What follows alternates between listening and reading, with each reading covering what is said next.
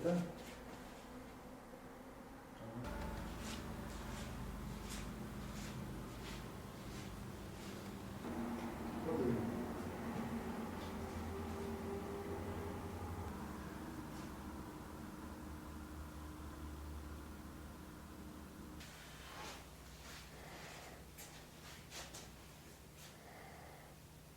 هەزرێ من ساڵێ هەفتێ و شەشی دەمە ئەمە سەردانە کە زانستی بۆ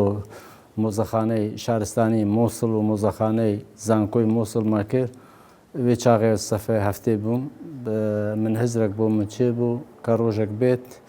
ئەس بشێم مۆزەخانەیەکی کەلەتوری دروست کەم و ئەوژی دوو هۆکار کەفنە بەرسینگێ من پشتی خۆنێ من تەمام کردی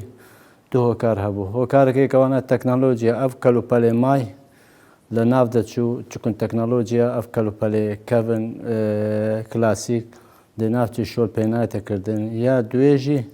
گوندێت کوردستانê salê heştêya hemî rima mada ew ê çaxê nehê berdereşê sed gund ve mabû me bi derfet zanî bişên ew kelopelane kۆ bikەینەوە çونکە ne bes kelopele ziman e keltûr e kelepûrê devokî ye stranê dawetan e stranê lawbêjî û dengbêjî ye û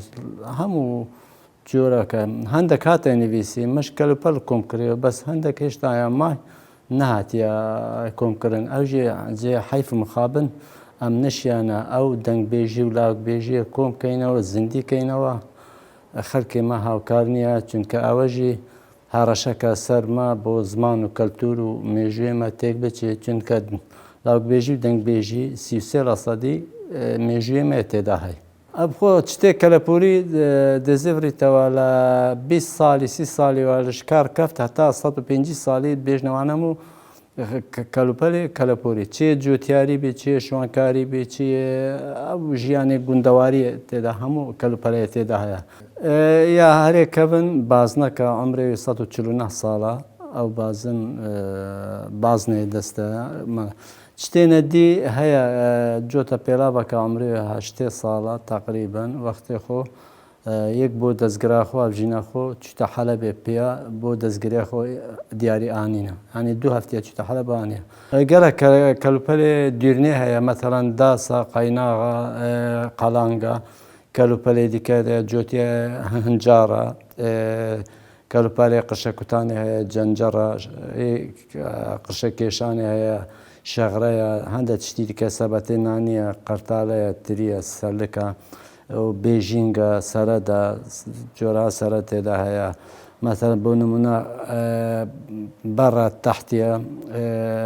تەشکە بەڕە جوالە پارزینە گەلە جلکە دیش مەسەڵەن ناوتەنگێ کورتانێ دەواریە بنجلە کەژیە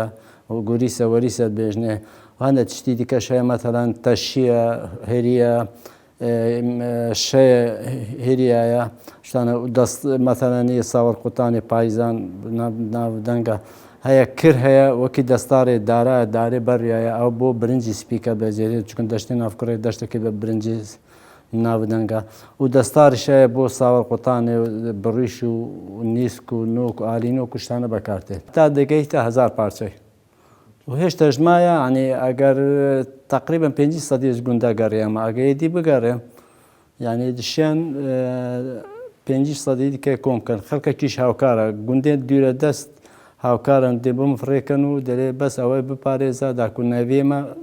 بزانێ مەژی تاریخەکە هەیە ژمابێنێ 190 ساڵی هەتا 250 ساڵی ئەف خەڵکە لێرێ ژیایە ژیانێکی کۆمەڵایەتی پڕ زەحمەت و شەق و زەحمەت